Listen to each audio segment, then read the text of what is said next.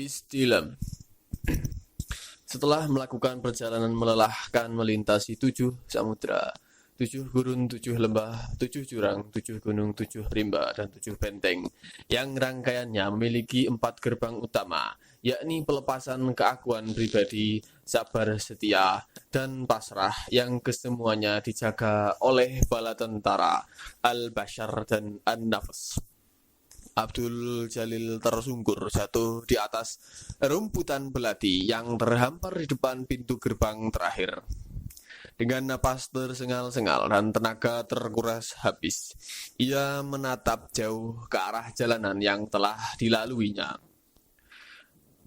Tak ada yang tersisa di jalanan itu kecuali reruntuhan gerbang, tiang-tiang, tembok, puing-puing, tubuh bala tentara, al-bashar, dan an-nafs yang bergelimpangan tanpa daya. Ia masih harus berjuang lebih dahsyat lagi untuk membersihkan benteng kemuliaan, tempat persemayaman sang raja, dari kekuasaan kegelapan al-bashar dan an-nafs. Namun ia sendiri masih belum paham benar makna dibalik gambaran bidadari dan hantu hitam yang menguasai benteng persemayamannya. Sementara Ahmad At-Tawallud yang menjadi pembimbing sekaligus tumpuan berbagai pertanyaan justru tidak berada di Baghdad saat ia tengah menghadapi persoalan sangat rumit itu. Lantaran itu, dengan tekad tetap berkobar, ia melangkah mengitari benteng sambil membawa pedang zikir, perisai istighfar, dan baju zirah salawat untuk mencari celah-celah yang bisa membawanya masuk dan menghalau seluruh penghuninya dari sana. Kemudian ia bisa mempersilahkan sang raja bersemayam dengan kemegahan dan keagungan serta kemuliaannya. Mengitari benteng, apalagi hendak memasukinya, ternyata bukanlah hal mudah. Benteng yang kelihatan kecil dan sederhana itu menyimpan rahasia yang sangat ajaib. Semakin dikitari, akan semakin jauhlah jalan yang harus dilewati. Seolah-olah tanpa ujung dan pangkal, Abdul Jalil pun setelah melintasi padang rumput, gurun, lembah, hutan, dan gunung, di dalam dirinya tetap menyaksikan tembok benteng berdiri tegak di sisinya. Benteng yang dikitarinya seolah bangunan raksasa seluas bumi dan tidak tertembus kecuali melalui gerbangnya yang ajaib. Saat ia merenungkan rahasia yang tersembunyi di balik tembok-tembok benteng yang menakjubkan, tiba-tiba di kejauhan ia melihat seseorang berjalan terseok-seok sambil membawa tongkat. Ketika makin dekat, terlihatlah bahwa orang itu laki-laki berpakaian kusut, lusuh, penuh tambalan.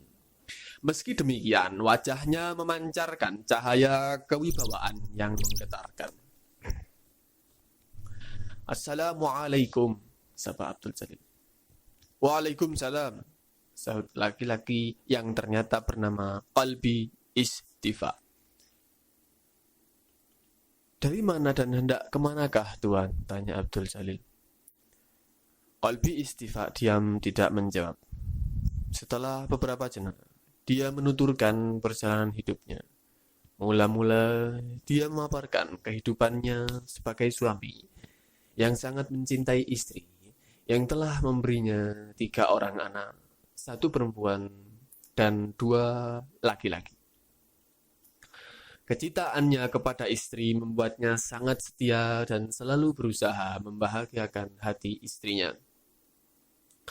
Bagi Qalbi Istifa, tidak ada perempuan yang cantik, sabar, setia, patuh, dan pandai melayani suami selain istrinya. Namun, tidak ada yang sempurna di dunia ini, kata Qalbi Istifa, menarik napas berat. Istri yang kunilai setia, sabar, patuh, dan pandai melayani suami itu ternyata berkhianat. Diam-diam ketika aku tidak di rumah, ia menjalin hubungan dengan penjual susu keliling. Meski tidak terbukti melakukan perbuatan zina, dia mengaku bahwa hatinya tertarik kepada penjual susu itu. Saat itu dunia kurasakan runtuh, Harga diri, kehormatan, bahkan kepercayaan diriku ambruk menjadi puing-puing menyedihkan. Istri yang sangat kusayang dan menjadi tambatan hatiku ternyata mencintai orang lain yang hidupnya jauh lebih miskin dariku. Bahkan yang hampir tak masuk akal, orang itu pun tidak baik agamanya, sudah miskin, jarang sholat pula. Ia juga suka menggoda perempuan-perempuan yang menjadi pelanggannya. Derita yang kualami belumlah usai. Abdullah wakil anak sulungku minggat dari rumah karena malu diolok-olok temannya sebagai anak penjual susu. Abdullah khawatir adiknya juga mengikuti jejak kakaknya. Alasannya ia juga malu diolok-olok teman-temannya. Tidak cukup dengan kepergian dua anak laki-lakiku, anakku perempuan Ummu Safah sakit dan meninggal dunia. Aku benar-benar tak berdaya, putus asa. Namun di dalam derita yang ku alami itu tiba-tiba tanpa ku sadari terbit cahaya kesadaran baru bahwa apa yang ku alami selama ini ternyata berkaitan dengan kecintaanku yang berlebihan terhadap keluarga, terutama terhadap istri. Itu sebabnya dengan hati kosong aku tinggalkan rumah setelah anakku dikebumikan. Aku tinggalkan semua milikku. Aku tidak peduli lagi dengan nasib istri dan kedua anakku. Kupasrahkan semua kepadanya. Sejak itu, istana Sir di dalam benteng hatiku telah kosong dari segala sesuatu, kecuali pengetahuan tentang dirinya.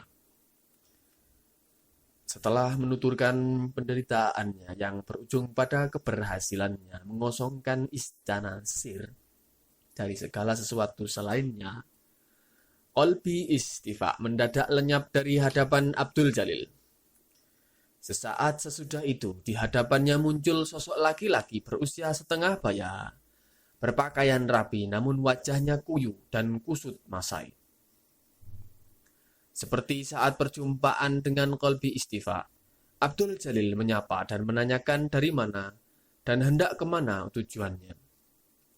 Sosok laki-laki bernama Ali Al-Istibah itu mengaku tetangga Kolbi Istifa dan mengalami nasib yang sama.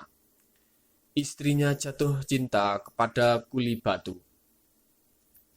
Namun, beda dengan Kolbi Istifa, kata Ali Al-Istibah, memaparkan pengalaman hidupnya.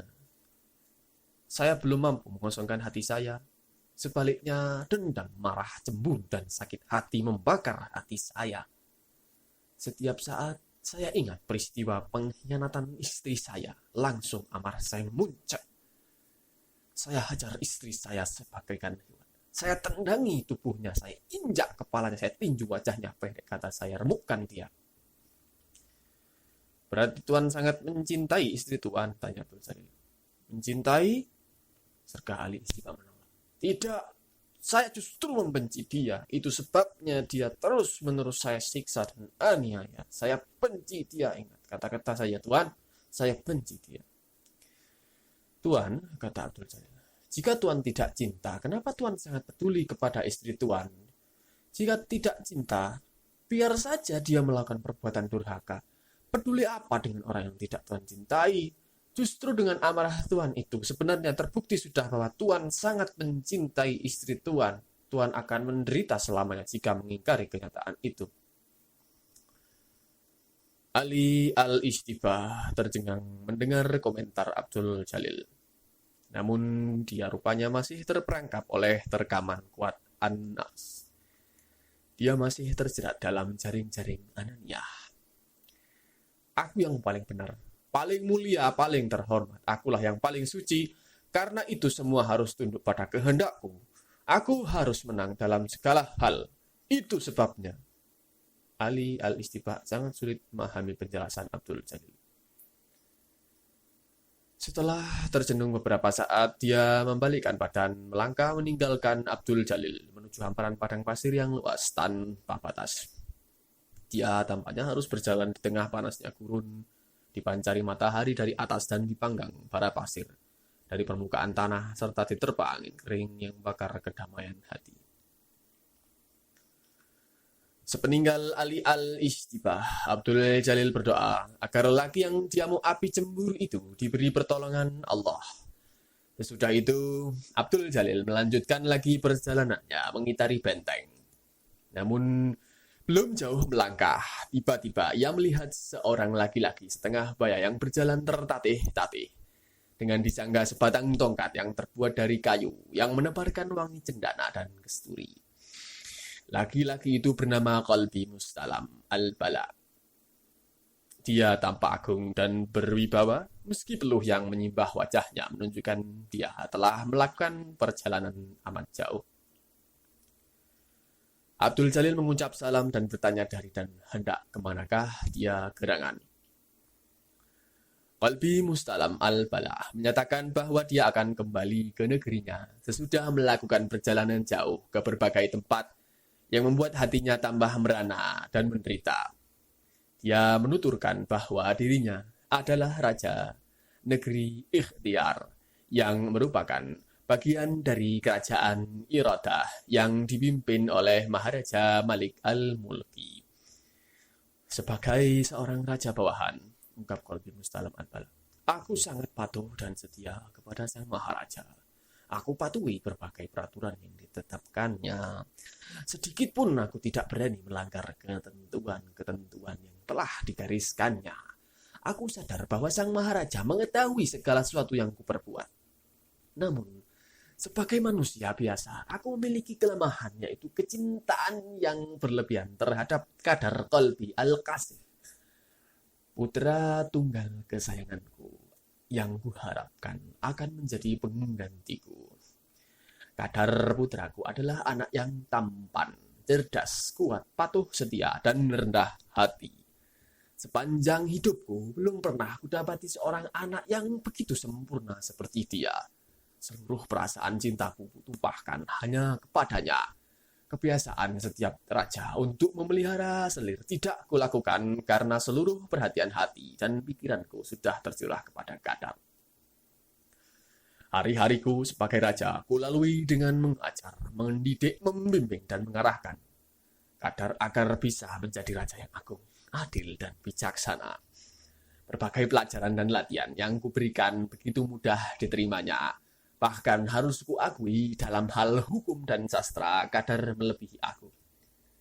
Demikianlah hari-hari kulewati dengan mengajaknya berburu, berlatih, memanah, berkuda, memainkan pedang, membaca syair-syair, menyantuni orang-orang miskin, dan melakukan amal ibadah terpuji yang lain. Keakraban yang kubangun bersama putra tunggalku ternyata telah menyeretku ke tindakan yang tidak terpuji sebagai raja. Berbagai urusan kerajaan terbengkalai. Para pejabat dan pegawai kerajaan ternyata memanfaatkan keasikanku berakrab-akrab dengan putraku itu. Mereka melakukan tindakan korup, menodai keadilan dan menista hukum.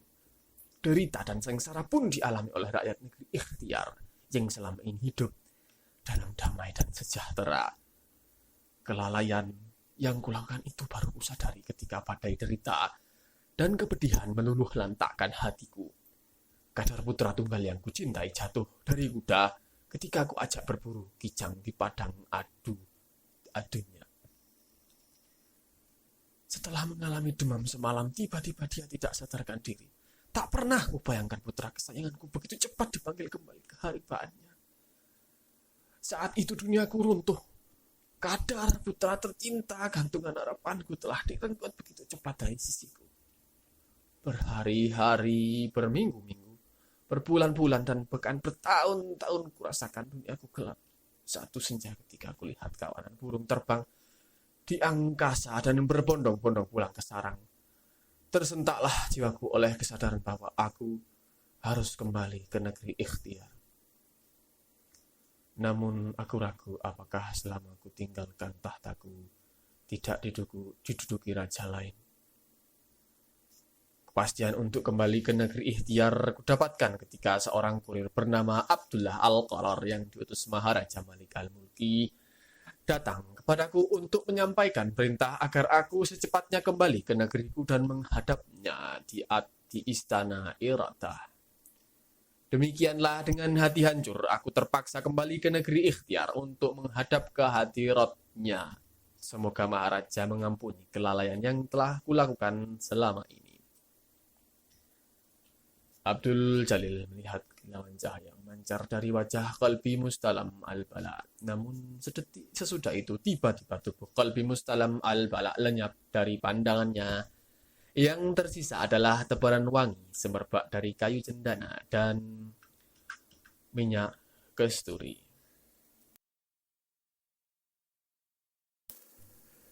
Ketika Abdul Jalil akan melangkahkan kaki untuk melanjutkan perjalanan mengitari benteng, tiba-tiba muncul sosok laki-laki bertubuh besar yang mengenakan jubah sutra hitam bersulam benang emas. Laki-laki itu berpenampilan sangat mewah, namun jalannya terseok-seok. Topang sebatang tongkat emas berhias intan permata yang kilau kemilau ditimpa matahari. Dia bernama Sa'ad bin Abu Qabd At-Talbis, seorang qadhi di negeri Maskan. Wajahnya yang berpeluh, lesu, kuyu, dan kusut terlihat menyimpan keletihan. Tubuh yang goyah dan kaki yang gemetar saat berdiri menunjukkan bahwa dia sangat lelah setelah melakukan perjalanan jauh melintasi padang belantara kehidupan duniawi. Seperti pertemuan dengan orang-orang sebelumnya, Abdul Jalil pun menyapa dengan salam dan kemudian menanyakan asal dan tujuannya. Sa'ad bin Abu Qabd At-Talbis dengan jujur menuturkan bahwa dia telah melintasi padang kehidupan ganas dalam upaya kemegahan dan kelezatan duniawi. Kekayaan, pangkat, derajat, dan kemuliaan duniawi telah diperolehnya sebagai kemestian dari usahanya yang diraih dengan susah payah itu. Dia telah beroleh segala apa yang diinginkan dan diimpikannya. Namun, kehidupan dunia ternyata mengecewakan, katanya sambil menunduk. Segala yang aku miliki dan aku cintai mendatangkan bencana dan penderitaan batin. Istri yang aku cintai senantiasa mengeluh tentang kebutuhan duniawi yang sebenarnya sudah aku berikan berlimpah-limpah. Perhiasan emas dan permata serta uang berpeti-peti tidak membuatnya puas. Dia terus mengeluh kekurangan ini dan itu. Bahkan 5 buah rumah sangat mewah yang aku buatkan ternyata dianggap belum cukup. Istriku selalu mengeluh kurang. Dia selalu menuntut aku lebih giat mencari kekayaan. Jika tuntutannya tidak aku penuhi, maka dia akan mengomel sepanjang hari sehingga tak ada ketenangan bagiku di rumah. Belum usai urusan dengan istriku, muncul persoalan dengan anak-anakku, terutama Niza, putri kesayanganku. Apa aku kira dan aku duga, tiba-tiba putri kesayanganku minggat dengan Abdul Jahal, budakku. Akibat kejadian itu seluruh kota gempar. Kehormatanku runtuh. Nama besarku jatuh. Harga diriku terinjak-injak. Aku benar-benar dipermalukan oleh putri yang selama ini sangat aku sayangi. Aku tidak bisa marah terhadap Niza karena hatiku sudah terlanjur menyayanginya. Akhirnya dengan memikul rasa malu, aku terima juga budak terkutuk itu menjadi menantu. Belum usai persoalan dengan putriku, tiba-tiba aku kehilangan jabatan sebagai qadhi akibat fitnah. Kekayaan yang aku kumpulkan dengan susah payah dikatakan sebagai hasil tindakan korup.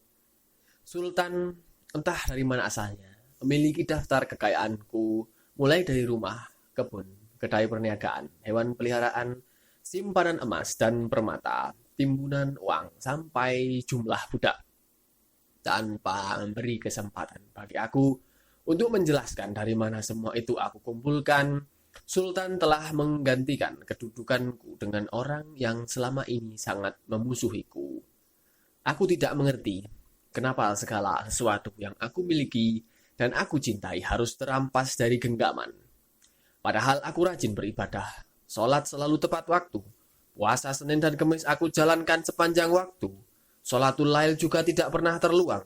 Sholat duha apalagi, aku juga cukup banyak menyumbang pembangunan masjid, menyantuni yatim dan piatu, menafkahi janda-janda tua dan orang-orang terlantar.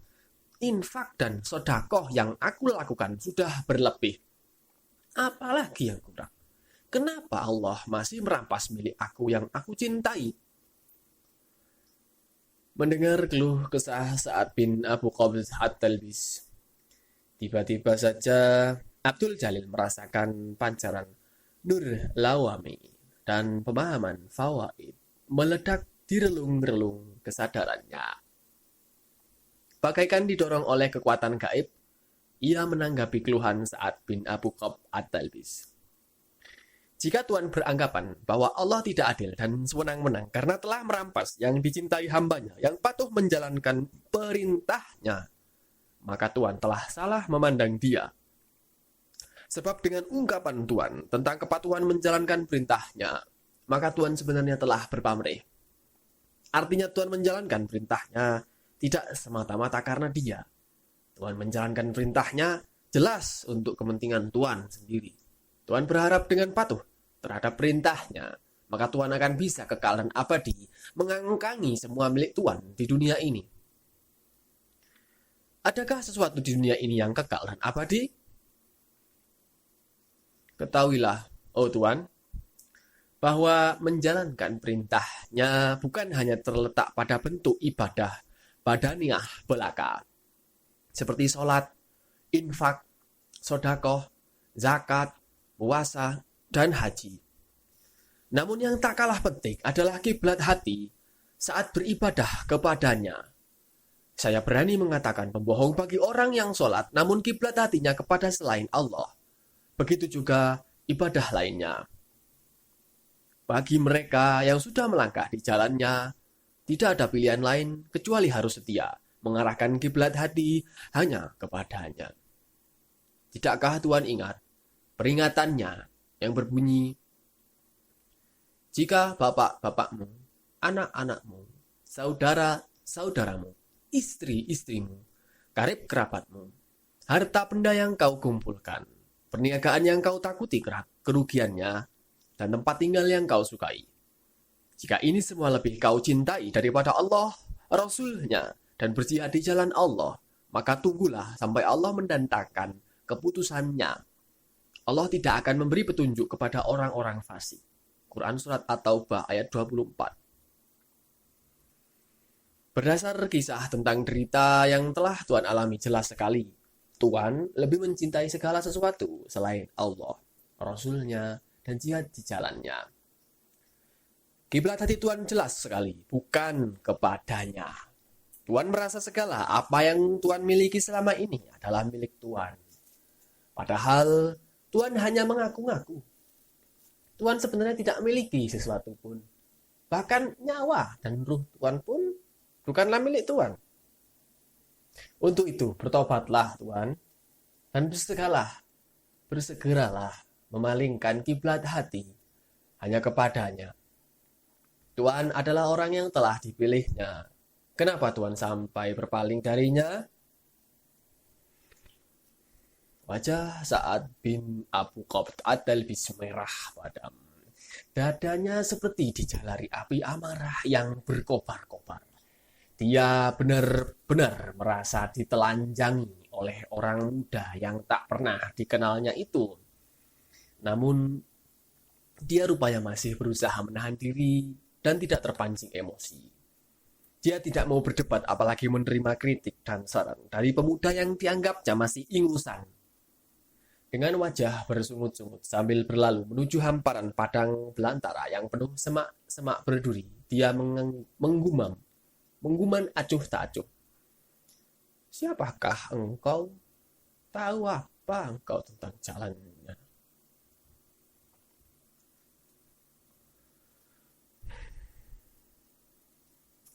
Aku adalah dia yang terbatas, yang mengejawantah dalam makna tersembunyi ruh al-haq. Engkau adalah dia yang tak terbatas. Zat yang meliputi, yang maha melihat, maha kuasa, yang tersembunyi pada batin segala yang lahiriah. Engkau maha suci dari segala sesuatu. Karena itu, jika aku, pengejawantahan ruh al-haq, mengarahkan kiblat hanya kepada engkau, pasrah di haribaanmu, mengikuti jalanmu, dan terbimbing kembali kepadamu, maka terlepaslah segala sesuatu selain engkau dari lingkaran keakuanku. Ketika dia yang tak terbatas berkehendak menarik, dia yang terbatas yang mengejawantah dalam makna tersembunyi ruh al-haq yang terpanjara oleh tubuh duniawi, keakuan, maka disucikanlah benteng persemayaman ruh al-haq dari segala terali penjara keakuan duniawiyah. Dan jika saat dikehendakinya telah tiba, sesuai kehendaknya, maka luluh lantaklah penjara keakuan duniawi oleh serbuan api bala yang tercurah dari langit, yang memancar dari dasar bumi. Benteng hati persemayaman ruh al-haq hancur, remuk redam, menjadi runtuhan dan puing-puing yang disebut qalb al-mustalam, hati yang hancur. Abdul Jalil An Adam yang sejak lahir ke dunia fana telah ditimpa api bala dari segala penjuru kehidupan. Ternyata benteng hatinya belum tersucikan sama sekali dari terali penjara keakuan duniawi.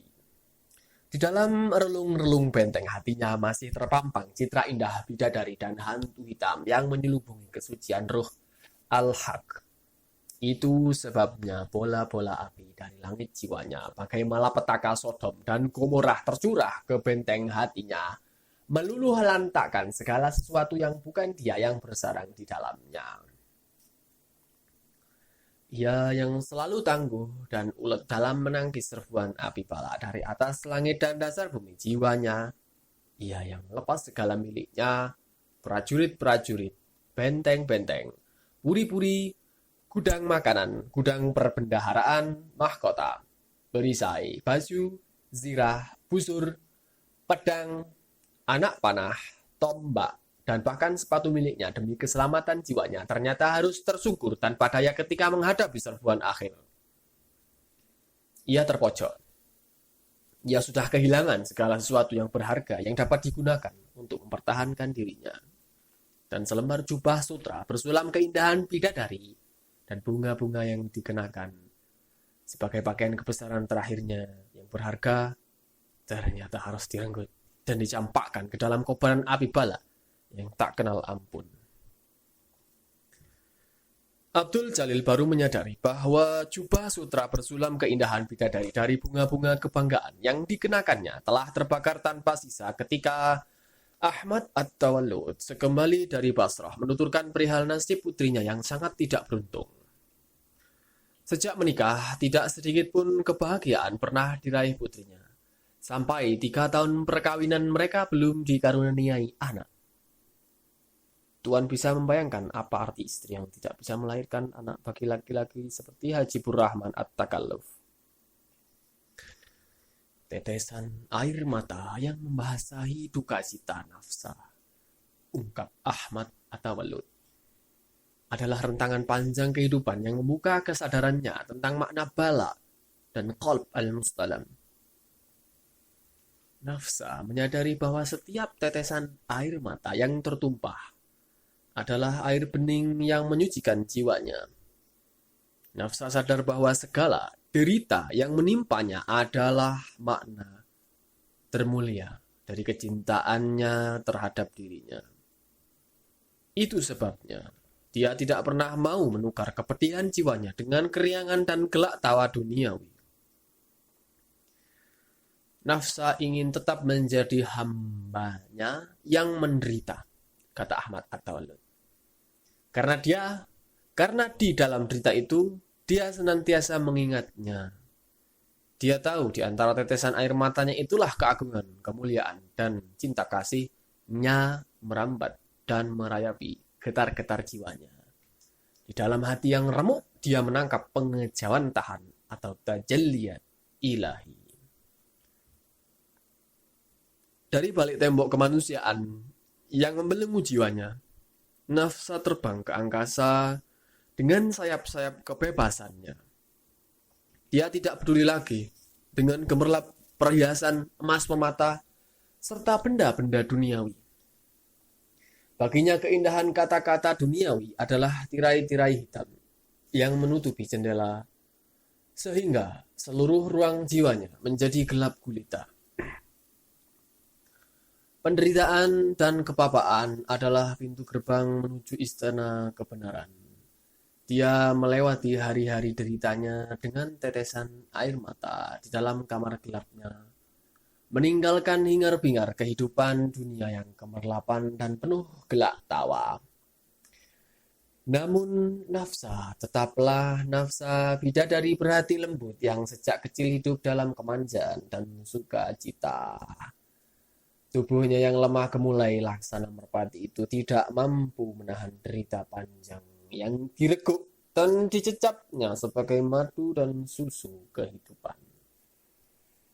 Tak sampai 4 tahun dia menjadi istri Hajibur Rahman At-Takalluf. Tubuhnya telah kurus, laksana burung merana di sangkar. Kehausan telah mencekik lehernya, meski di luar sangkar terdapat kolam berair jernih. Kelaparan telah menerkam perutnya meski biji jelai terhampar di hadapannya. Terali-terali sangkar telah memenjarakan kebebasannya. Burung kecil itu tak pernah lagi berkicau. Dia terpenjara dalam sangkar derita. Kepedihan panjang yang bagai tanpa tepi akhirnya menggiringnya ke arah kematian. Ya, burung itu telah pergi. Namun kemerduan kicaunya masih tersisa dan tak akan dapat terlupakan oleh mereka yang pernah mendengarnya. Bagiku, kematian burung itu adalah pembebasan bagi jiwanya untuk kembali kepada sang pemilik. Burung itu telah terbang bebas menuju sarangnya yang sejati, kata Ahmad At-Tawallud. Kabar kematian si burung kecil nafsa yang tak pernah dibayangkan dan diimpikan itu didengar oleh Abdul Jalil bagaikan ledakan halilintar menyambar tebing-tebing jiwanya. Seluruh aliran sungai pembuluh darahnya tiba-tiba membeku. Bagaikan batuan tebing yang runtuh. Ia merasakan tulang-tulang persendiannya luruh. Bagai burung patah kedua sayap dan jatuh dari angkasa. Ia tercenung sebisu patung batu. Seperti berada di alam mimpi. Namun sejenak kemudian ia bagai tersadar oleh hamparan kenyataan yang menunjukkan bahwa dirinya sekarang ini bagaikan raja tanpa mahkota, tanpa kekuasaan, tanpa istana, tanpa tahta, tanpa rakyat, bahkan tanpa pakaian kebesaran. Ia menyadari betapa satu-satunya jubah kebesaran terindah yang dikenakannya telah terbakar habis tak bersisa. Citra indah sulaman bidadari dan bunga-bunga itu telah sirna. Harapan dan angan-angannya tentang jubah itu telah pupus, merana. Tebing keteguhan hatinya pun runtuh bersama butir-butir air bening yang bergulir dari kelopak mata membasahi pipi. Ketika malam dibungkus selimut hitam saat orang meringkuk kedinginan di dalam tidur lelap, Abdul Jalil duduk di teras Masjid Al-Istilam sambil membatin, kehilangan adalah kepedihan. Berbahagialah engkau, oh musafir papa yang tak memiliki apa-apa. Sebab engkau yang tidak memiliki apa-apa, maka tidak akan pernah kehilangan apa-apa. Bintang ke bintang yang menghiasi gelap malam menerbangkan khayalnya ke langit yang diselimuti kabut. Khayal yang melekat di relung-relung ingatannya memunculkan citra nafsa yang menderita dan merana. Sambil menyaksikan bentangan sayap-sayap khayalnya berkepakan, ia berkata, "Aku tidak pernah kehilanganmu, oh Nafsa, karena aku tidak pernah memilikimu. Namun, citra keindahanmu yang memenuhi khayalku adalah kesunyian yang paling menyiksa jiwaku. Terbang bebaslah, oh burung kecilku, menuju sarangmu. Berkicaulah dengan kemerduan suaramu untuk memuji pemilikmu." Ketika Abdul Jalil sedang terbang bebas dengan burung khayalnya, tiba-tiba muncul seseorang yang kemudian dikenalnya bernama Ali Ansor At-Tabrizi, musafir asal negeri Persia. Sebagai sesama perantau, dalam tempo singkat mereka terlihat akrab. Berkisah tentang asal-usul perjalanan hidup, pandangan-pandangan keagamaan, prinsip-prinsip tauhid, bahkan konsep-konsep dan amalia perjuangan atau jihad menuju sang sumber sejati. Ali Ansor, pemuda yang cerdas dan memiliki pengetahuan yang luas dalam berbagai hal sehingga persoalan yang sulit dipecahkan akan menjadi mudah dibahas. Namun, ada saat-saat tertentu Abdul Jalil menangkap Sasmita bahwa pengetahuan Ali Ansor pada dasarnya masih pada tingkat pemahaman, belum sampai pada tatanan amalia. Hanya saja, ia belum berani memastikan apakah Sasmita yang ditangkapnya itu benar atau tidak. Lantaran itu, ia berusaha tetap menjaga jarak dan tidak semua pandangan Ali Ansor disepakatinya. Ia sadar selama ini sangat kurang bergaul dengan orang-orang yang bisa diajaknya berbagi pengalaman. Itu sebabnya, meski banyak hal yang tidak disepakatinya, ia merasa sangat membutuhkan kawan bicara secerdas perantau asal Tabriz itu. Keakrabannya dengan Ali Ansor pun makin erat manakala ia mengetahui pemuda itu meninggalkan negerinya karena tak sanggup menanggung hati yang hancur akibat kematian kekasih tercinta. Kesamaan nasib menumbuhkan empati dan solidaritas. Ali Ansor menuturkan kisah percintaannya dengan Kamilah, tetangga sebelah rumah yang telah dikenalnya sejak masa kanak-kanak. Berbeda dengan keluarga Kamilah yang kaya dan terhormat, keluarga Ali Ansor hidup dalam keterbatasan meski darah yang mengalir di tubuh keluarganya adalah darah Alawi keturunan Rasulullah. Keluarga kami adalah pendukung setia keluarga Safawi yang sedang berjuang menegakkan kekuasaan Ahlul Bait. Itu sebabnya keluarga kami selalu dalam buruan dan penindasan penguasaan yang zalim. Namun kami bertahan terhadap semua tekanan yang diarahkan kepada kami, katanya dengan mata berapi-api. Sebagai pendukung setia keluarga Safawi ternyata membawa akibat pedih baginya. Keluarga kamilah yang sangat membenci perjuangan kaum Safawi, tegas-tegas melarang Ali Ansor berhubungan dengan putri mereka. Mereka tidak ingin tersangkut paut dengan gerakan pemberontak. Aku memprotes keputusan itu. Aku katakan kepada ayahanda Kamilah bahwa persoalan cinta tidak ada kaitan dengan perjuangan kaum Safawi. Namun mereka malah mengusirku. Dan puncaknya ketika keluarga itu dengan paksa menikahkan Kamilah dengan seorang petugas penarik pajak yang licik dan kejam, ujar Ali Ansor menarik napas dalam-dalam. Perkawinan Kamilah ternyata tidak membawa kebahagiaan. Selama bertahun-tahun mereka tidak dikaruniai anak. Kamilah oleh suaminya dijadikan pemuas nafsu belaka. Dia tidak pernah lagi dianggap sebagai istri yang bisa menjadi ibu dari anak-anaknya. Bukan hanya caci maki dan pukulan yang didapat Kamilah dari suaminya, melainkan silih berganti perempuan cantik dibawa ke rumah dan diperkenalkan sebagai istri-istri baru. Namun ternyata para perempuan itu tidak melahirkan anak seorang pun bagi suami Kamilah. Penderitaan lahir dan batin yang dialami Kamilah akhirnya membawanya ke gerbang kematian. Saat itu, aku merasakan duniaku runtuh. Harapan dan khayalku tentang Kamilah yang indah telah sirna tanpa bekas. Mahligai hatiku yang menyimpan citra indah Kamilah telah remuk, luluh lantak, tutur Ali Ansor pedih. Seharusnya, ungkap Ali Ansor, dia sudah putus harapan dengan kehidupan di dunia ini. Namun, dorongan semangatnya sebagai keturunan Rasulullah yang mulia telah menumbuhkan kekuatan dahsyat untuk pantang menyerah dalam menghadapi tantangan hidup.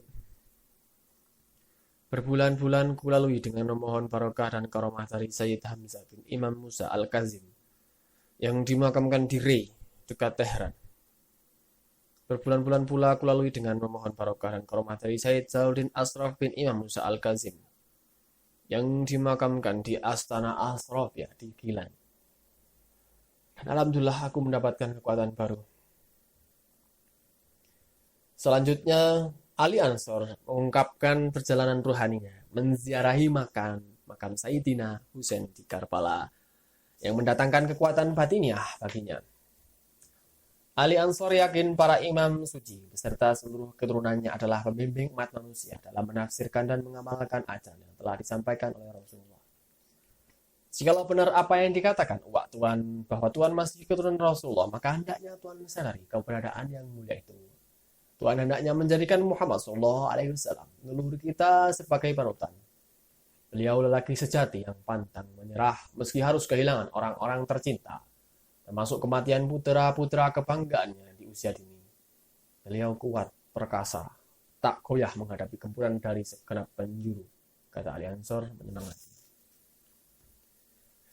Entah akibat kemandaian Ali Ansor berbicara atau karena sedang dalam keadaan sedih dan butuh penguat jiwa, Abdul Jalil merasakan getar kebanggaan menguasai dada ketika ia menyadari di dalam dirinya mengalir darah Rasulullah dan para ulama dari golongan Alawiyin. Hidup mereka selalu digempur oleh serbuan api bala, namun mereka tidak pernah menyerah, bahkan menjadikan mereka sebagai orang-orang mulia yang dekat dengan Al-Khaliq. Getar kebanggaan yang memenuhi dada itu mendorong Abdul Jalil untuk melakukan ziarah ke makam Rasulullah sekaligus menunaikan ibadah haji. Keputusan Abdul Jalil untuk berziarah ke makam Rasulullah pada musim haji disambut gembira oleh Ali Ansor.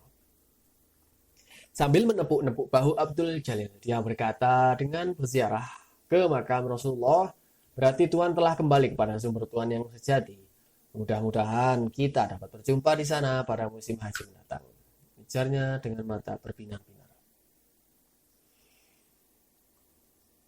Keakraban Abdul Jalil dan Ali Ansor semakin erat. Hal itu terjadi bukan saja karena Ali Ansor memiliki pengetahuan yang luas tentang berbagai hal, melainkan yang tak kalah penting adalah karena sahabatnya Ahmad At-Tawallud sedang pergi berlayar ke berbagai negeri mengurus perniagaannya. Abdul Jalil ditinggalkan sendirian di rumahnya yang megah di Baghdad. Ia hanya ditemani beberapa pelayan. Kesendirian di tengah semarak kota Baghdad itulah yang mendekatkan hubungan mereka.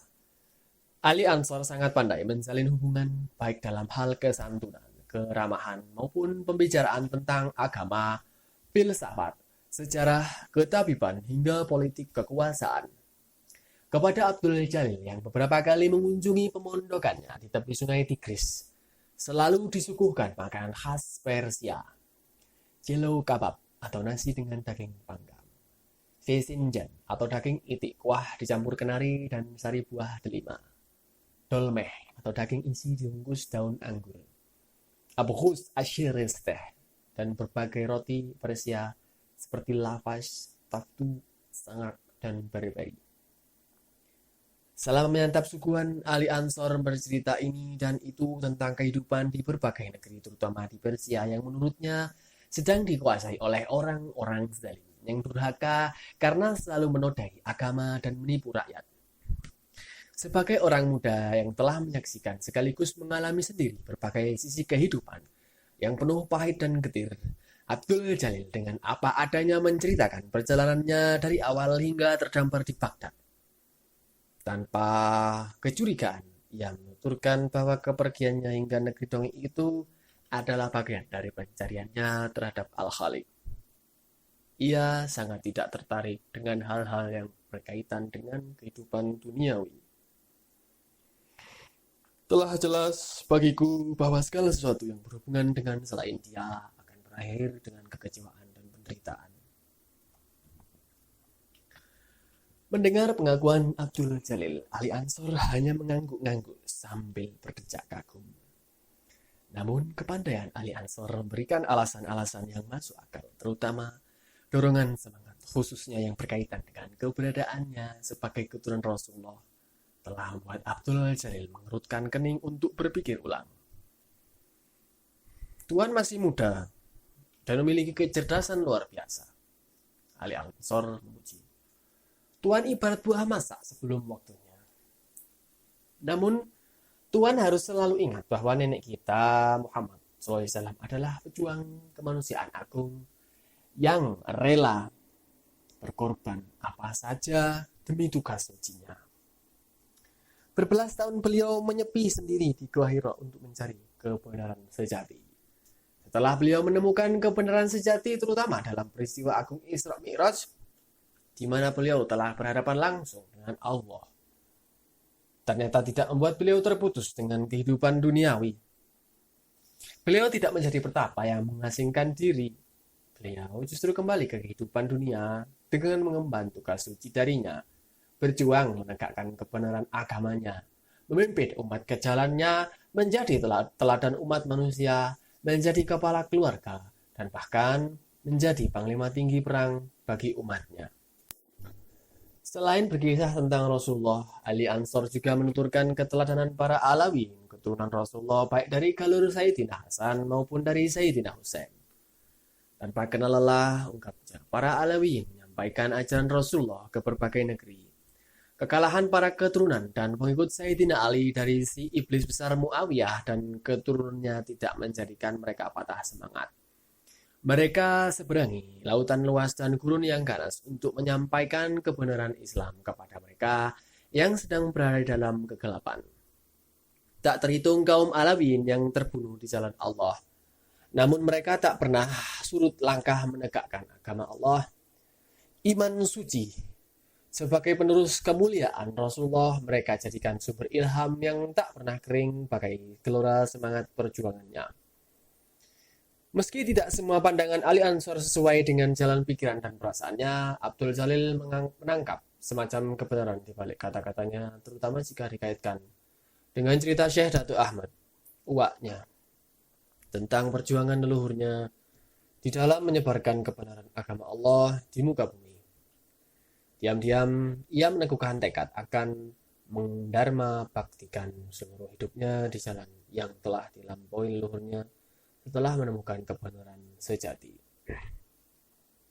Dan tiba-tiba saja, gambaran tentang kegelapan yang masih menyelimuti kehidupan orang-orang di negeri kelahirannya berkelebat ganti berganti memasuki benaknya. Kala senja turun, usai orang-orang menunaikan sholat maghrib, Abdul Jalil berjalan melewati perkampungan kumuh di pinggiran Baghdad. Di antara reruntuhan tembok-tembok tua dan puing-puing di atas tumpukan sampah dekat sebuah rumah yang atapnya ambruk, ia tanpa sengaja melihat laki-laki tua berjongkok mengais-ngais sampah seolah mencari sisa makanan. Pakaiannya compang-camping, tubuhnya kurus, kulitnya kotor berbalut debu. Wajahnya dilihat sepintas sebagai mengungkap derita. Pendek kata, laki-laki itu adalah gelandangan yang hidup dalam kehinaan dan kenistaan. Namun tatapan mata lelaki itu yang menerang jauh kegugusan bintang-bintang di langit, menyiratkan ketenangan, kedamaian, dan kewibawaan. Bagaikan terbimbing oleh tangan gaib, Abdul Jalil menghampirinya. Ia menangkap keanehan pada tubuh tua penuh debu itu. Sesaat kemudian, Nur Lawami dan Fawaid di kedalaman jiwanya tiba-tiba menangkap pancaran cahaya gilang gemilang pada sosok yang hina dalam pandangan mata indriawi itu. Ia makin yakin laki-laki di atas tumpukan sampah itu bukanlah orang sembarangan. Setelah jarak mereka cukup dekat, ia mengucapkan salam dan laki-laki tua itu menjawabnya, namun dengan sikap tak peduli. Merasa diabaikan, Abdul Jalil justru mendekat dan ikut berjongkok di depannya sambil mengulurkan tangan. Laki-laki tua itu masih dalam sikap acuh tak acuh, mengulurkan tangan menyalami sambil menggumam. Tidak hinakah seorang keturunan Rasulullah menyalami fakir papa ini? Tuan, bagi saya semua manusia adalah sama, yaitu hamba Allah. Hanya pandangan mata indriawi dan peraturan yang dibuat manusia sajalah yang membeda-bedakan satu manusia dengan manusia yang lain. Bangsawan mulia, agung, terhormat, berpangkat, kaya raya, maupun yang sudra, hina, nista, miskin, fakir, dan papa adalah sama di hadapannya. Yang membedakan mereka adalah takwa. Ketakwaan tidak bisa dilihat hanya dari penampilan lahiriah semata. Dalam pandangan saya, Tuan adalah hambanya yang mulia lagi terhormat. Meski orang lain memandang Tuan sebagai orang hina. Laki-laki tua yang ternyata bernama Ainul Barasih itu tiba-tiba memegang bahu Abdul Jalil. Dia menatap mata Abdul Jalil dalam-dalam seolah hendak mengukur kekuatan jiwanya. Sesaat kemudian dia berkata, "Jika engkau teguh dan istiqamah berpegang pada ucapanmu itu, dan engkau duduk laksana pengemis papa di hadiratnya, maka Allah akan membukakan pintu-pintu ilmu dan menganugerahimu pengetahuan khusus darinya, yaitu tentang rahasia dan pemahaman ilahiyah. Saya akan berusaha istiqomah dan mohon kepadanya agar hati saya senantiasa dikosongkan dari sesuatu selain dia," kata Abdul Jalil Takzim. "Jika demikian," sahut Ainul Barasih tenang, "tinggalkan orang-orang yang akan mempengaruhi jalanmu. Sebab sesungguhnya engkau diperangkap oleh kebanggaan diri akan nasab yang bermuara ke samudra keaguanmu. Allah tidak pernah menetapkan sesuatu yang dikehendakinya atas dasar nasab semata. Ingat kisah Nuh yang anaknya durhaka terhadap Allah. Ingat Ibrahim yang ayahandanya masuk ke dalam golongan orang-orang sesat. Jika engkau setia di jalannya, maka engkau akan mendapati Ibrahim sebagai bapak tauhid yang berhasil memutus hubungan antara anak dan ayah, atau Ibrahim dan ayahnya, Terah, maupun hubungan antara ayah dan anak, atau Ibrahim dan Ismail, sehingga ia beroleh pencerahan menjadi sahabat sang kebenaran sejati. Sesungguhnya, hubungan ayah dan anak adalah hubungan kemakhlukan yang bersifat nisbi dan berujung pada nafs yang satu, atau nafs al-wahidah, yakni hakikat Adam, citra sebentuk tanah yang di dalamnya tersembunyi rahasia ruhnya. Ibrahim telah menangkap rahasia paling rahasia ilahiyah dari kalimat La ilaha illallah dan inna lillahi wa inna ilaihi raji'un. Ketahuilah bahwa hubungan anak dan ayah, anak dan ibu, suami dan istri, serta laki-laki dan perempuan sesungguhnya adalah hubungan yang bersifat duniawi. Ingatlah ketika Adam diciptakan di Jannah Darussalam, tidak dibutuhkan ibu dan bapak. Ingat pula ketika Adam membelah diri saat kemunculan Hawa. Proses itu terjadi bukan di dunia. Karena itu kebapakan Adam dan keibuan Hawa saat melahirkan putra-putra terjadinya di bumi. Jika engkau naik ke langit, maka engkau akan mendapati bahwa di sana tidak ada perbedaan laki-laki dan perempuan, anak dan ayah, anak dan ibu, suami dan istri, semua adalah universal. Bulan, bintang, bumi, matahari, bintang, planet, malaikat. Karena itu, oh anak muda, jika engkau bertekad bulat untuk mendekatinya, maka prasyarat mutlak yang wajib engkau penuhi adalah meninggalkan sesuatu yang bersifat keduniaan, termasuk kebanggaan terhadap nasab. Ketahuilah, oh anak muda, saat Muhammad dijalankan olehnya dari Masjidil Haram ke Masjidil Aqsa atau Isra, lalu Mi'raj ke Sidratil Muntaha, ia bukan lagi sebagai seorang laki-laki di bumi. Muhammad saat itu adalah Al-Haq yang universal yang kembali ke sumber sejati. Itu sebabnya sangat jahil orang yang menggambarkan buruk sebagai hewan tunggangan berkelamin perempuan. Buruk adalah makhluk universal, tidak jantan dan tidak betina. Hanya pikiran keduniaan manusia sajalah yang menghayalkan segala sesuatu yang universal identik dengan kebumian yang parsial. Saya paham, Tuan, sahut Abdul Jalil Takzim. Karena itu hatimu harus hancur dari segala hal duniawi jika engkau menghendaki keakraban dengannya, kata Ainul Parasih yang tiba-tiba saja berdiri, kemudian membalikkan badan. Abdul Jalil termangu-mangu menatap kepergian Ainul Parasih hingga tubuhnya lenyap ditutupi kegelapan malam. Diam-diam ia bersyukur telah diberi anugerah oleh Allah berupa sepercik pengetahuan untuk melihat makna hakiki manusia dengan pandangan mata batin. Pancaran Nurul Lawami dan pemahaman fawaid di kedalaman samudera kesadaran telah didapatkannya karena telah menyaksikan citra agung seorang kekasih Allah yang memancarkan cahaya gilang gemilang dari seorang gelandangan seperti Ainul Parasih. Padahal orang-orang terhormat dan dipuja-puja seperti Syekh Abu Syar Az-Zulbi justru membiaskan citra seorang hewan. Pikir Abdul Jalil, betapa menakjubkan Allah yang menebarkan tirai rahasia untuk menghijab kekasihnya dari pengetahuan duniawi.